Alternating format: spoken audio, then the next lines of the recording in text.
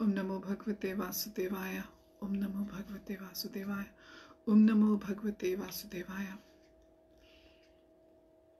Let us do some reading from Ramayana, the story of Lord Ram. We are going through the Yuddha kanda at the moment, and Ravan has been slain by Lord Ram. And Vibhishan is going to be installed as the king of Lanka.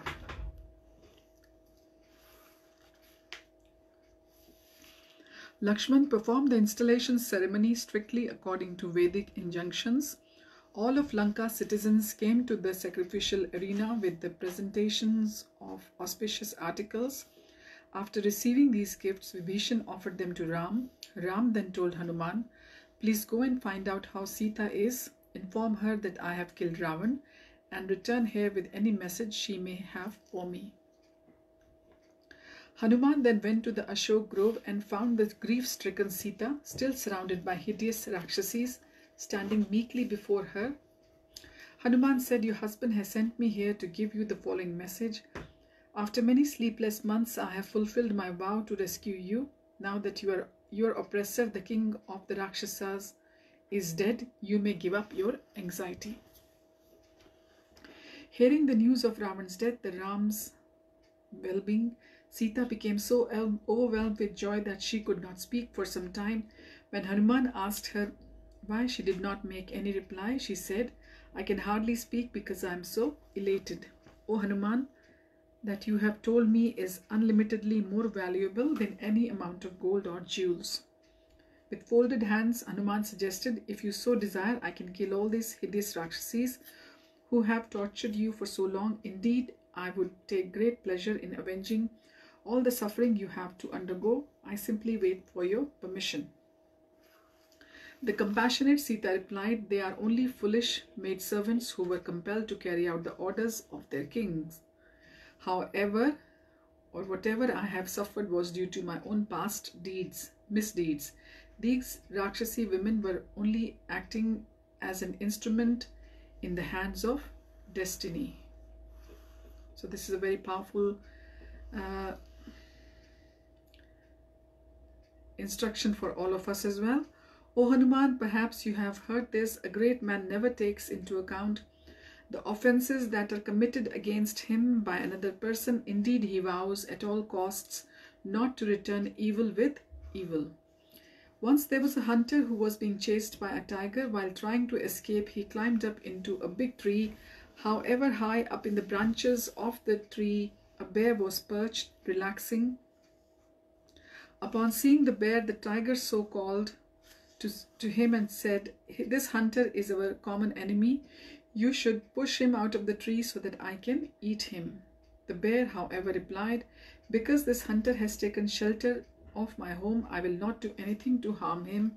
To do so would be unrighteous.' Saying this, the bear went to sleep. The tiger then said to the hunter, 'If you push the bear out of the tree so that I can eat him, I will promise not to harm you.'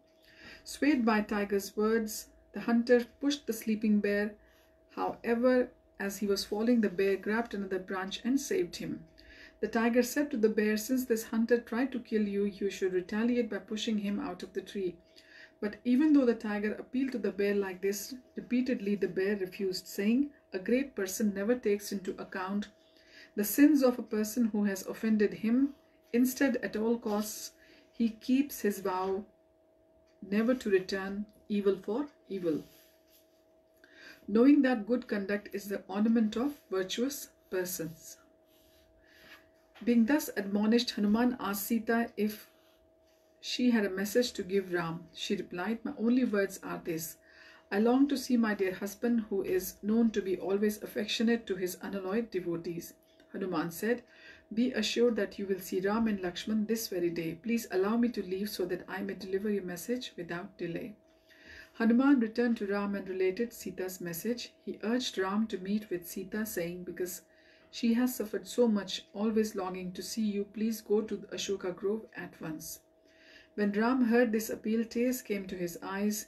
Then his eyes cast down, he ordered Vibhishan, Let Sita be brought before me after bathing, dressing, and adorning herself with celestial ornaments. Vibhishan then went to the Ashok grove and through the Rakshasi made his presence known to Sita. Humbly approaching her, Vibhishan said, Ram desires to see you. Please mount this palanquin I have brought. Ram asked that you suitably prepare yourself by bathing, dressing, and adorning yourself with celestial ornaments. Sita then went to bathe, and after dressing herself nicely, she was placed upon the palanquin and brought before Ram. When Vibhishan first approached Ram, he saw that Lord's head was bent low as if he were absorbed in thought. Vibhishan then announced Sita's arrival. Ram requested she be brought before him at once. Out of natural curiosity, hordes of monkeys had come to catch a glimpse of Sita. However, Vibhishan and his assistants began pushing them back, and there arose a great commotion. Because of strong affection for his servitors, Ram became annoyed by seeing this and told Vibhishan, Do not harass these monkeys. There is nothing wrong if a chaste woman is seen in public during a time of adversity or war, at a swamvar, at sacrifices, or a wedding. Therefore, please allow the monkeys to see Sita if they desire. Ram then ordered, Let Sita come down from the palanquin and come before me on foot. As Vibhishan escorted Sita, the monkey chiefs could understand that Ram was in an angry mood. They were surprised not only that Ram was upset, but he was making Sita walk in public view, his manner stern and grave. Sita approached Ram with great shyness, seeming to shrink into herself. Then when Sita saw the moon-like handsome face of her beloved husband, her miseries immediately disappeared, causing her natural shining effulgence to return. She was exceedingly happy to see her beloved, and her lotus-like mouth showed her joy. But Ram was in a different mood. Ram's heart was tormented by a fear of public scandal. Therefore he addressed Sita in an angry tone, I have fulfilled my vow to win you back and thus avenge Ravan's insult to my honor. However, you should understand that my great endeavor to kill Rakshas King was not really for your sake, but to vindicate my good name and the reputation of the Ikshvaku dynasty. In truth, your appearance before me is not at all pleasing. Thus I now grant you to leave to go wherever you desire. No cultured man will accept a wife who has been embraced by another or who has dwelt in the house of someone else for so long. I am sure that no woman could have remained with Ravan for such a long time without being enjoyed by him. Ravan was obsessed by lust for you. How could he have controlled himself and refrained from ravishing you by force? By killing Ravan, I have regained my honor. However, there is no need to have any more attachment for you. You are now free to do as you like. Fix your mind upon Lakshman, Bharat, or anyone you choose. As Sita heard Ram's speech, her hair stood on end and her head bent low in shame, since before she had only heard loving words from her husband. Ram's words entered her heart like sharp arrows. She began to weep bitterly. Since she was in the presence of innumerable witnesses, it was difficult for her to endure her husband's reproaches. Then, wiping tears from her eyes, she replied in a faltering voice, How can you dare speak about me in such an irresponsible manner? Never for a moment I have given up my chastity, either by body, mind, or words. My character is pure. You should not judge me as though I were an ordinary woman. Although I am called Janaki, the daughter of Janak, my birth was transcendental, for I appeared from the earth itself. O Ram, if it is your plan all along to cruelly reject me in this way, why didn't you inform me when Hanuman came as your messenger? If I knew that you did not intend to take me back, I would have immediately given up my life, thus avoiding many months of unbearable pain. Likewise, you could have avoided this ghastly warfare that has taken the lives of countless Rakshasas and monkeys. What was the need of demanding so much service from your allies? O Ram, why are you acting like this? Does my pure devotion to you means nothing? Sita then addressed Lakshman, saying, Please build a large fire for me to enter. This is the only path that remains for one who has been rejected by her husband in public. Suppressing his agitation, Lakshman looked at Ram and saw that his elder brother approved of Sita's words. Thus Lakshman went to prepare fire. Ram appeared so stern and intense that no one dared to even speak to him. What to speak of pacifying him? When the fire was built and blazed up brightly, Sita circumambulated Ram. Then, coming before the fire with folded hands, she bowed to the Brahmins and demigods. Next, she aloud offered a prayer to Agni.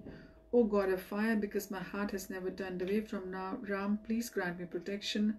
Although I have never been unfaithful to Ram in thought, word, or deed, he accuses me of being polluted. Therefore, O God of fire, seer of all within these three worlds, I request you to become the witness of my purity. Saying this, Sita circumambulated the fire. Then, as the huge crowd looked on in wonder, Sita entered into the flames with a fearless mind.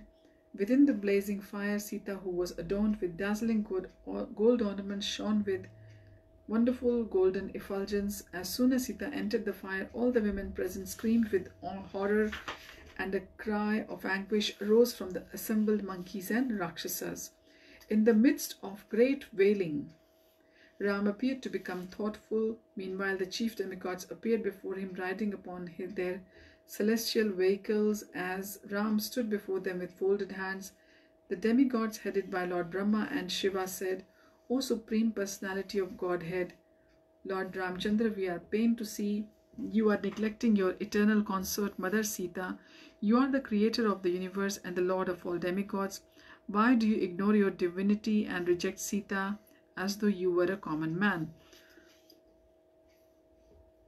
Ram then replied, I consider myself to be an ordinary human being, the son of Maharaj Dashrath. However, there is something more to be said than perhaps you, Lord Brahma, can disclose it to me.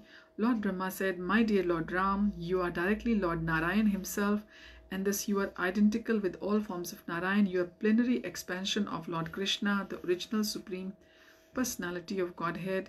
You are the cause of all causes. You are the universal form and support of all the cosmic manifestation. Demigods are your part and parcels and your eternal servants. Sita is none other than Lakshmi herself, the supreme goddess of fortune. Both of you have appeared on the earth to destroy Ravan. Now that this mission has been accomplished, O Lord, you may return to your transcendental abode in spiritual sky after ruling over the earth for as long as you desire. As soon as Lord Brahma finished speaking, the fire god Agni emerged from the flames with Sita.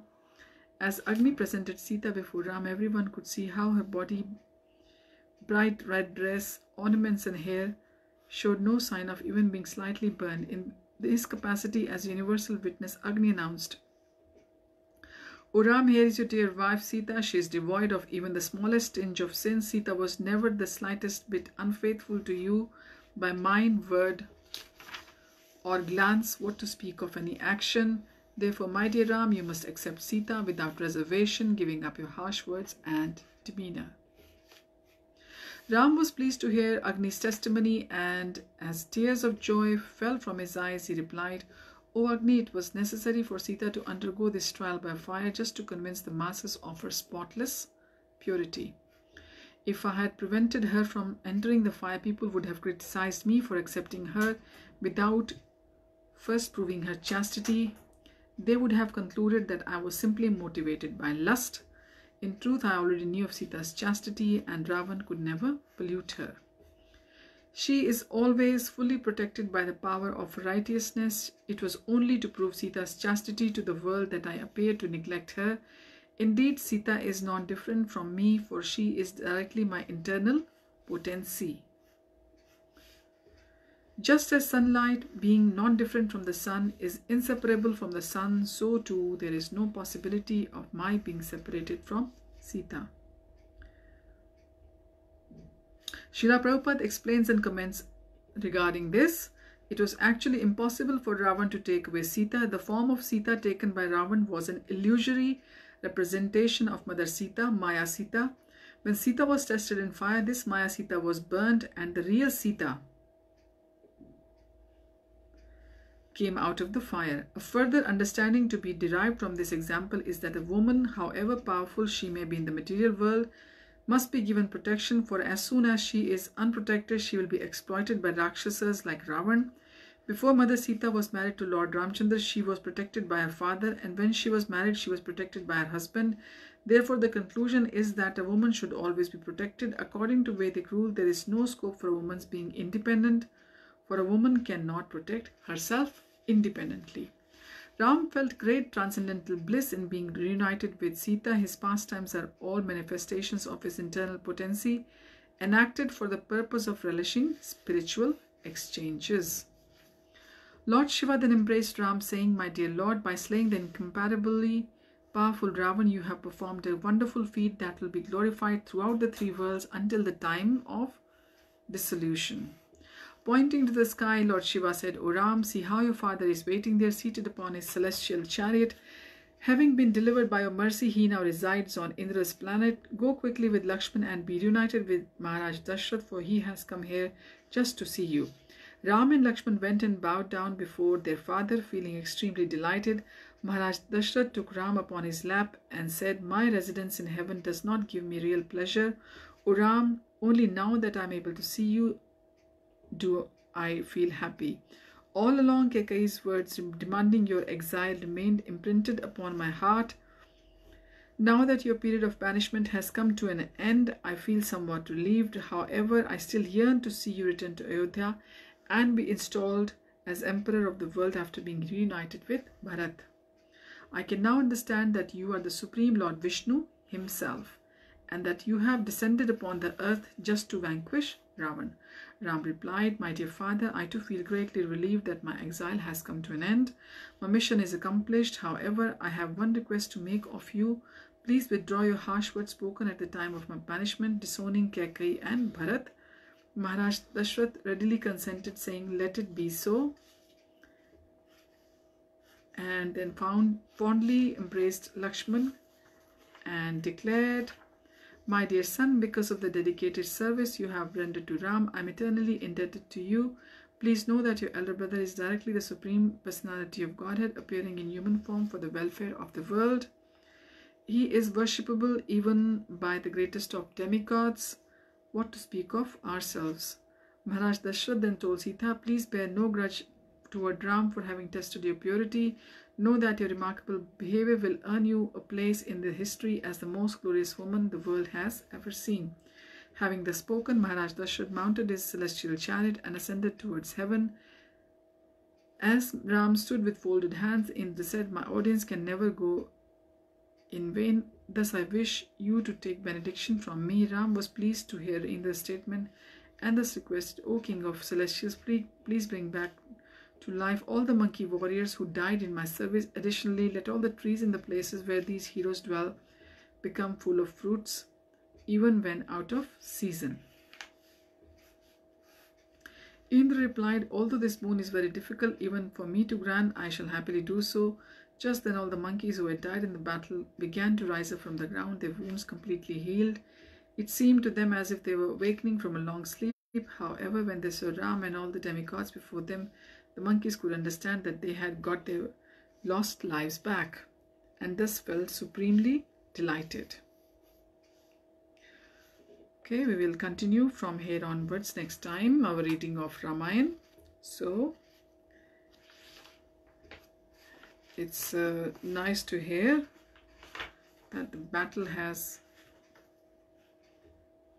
finished and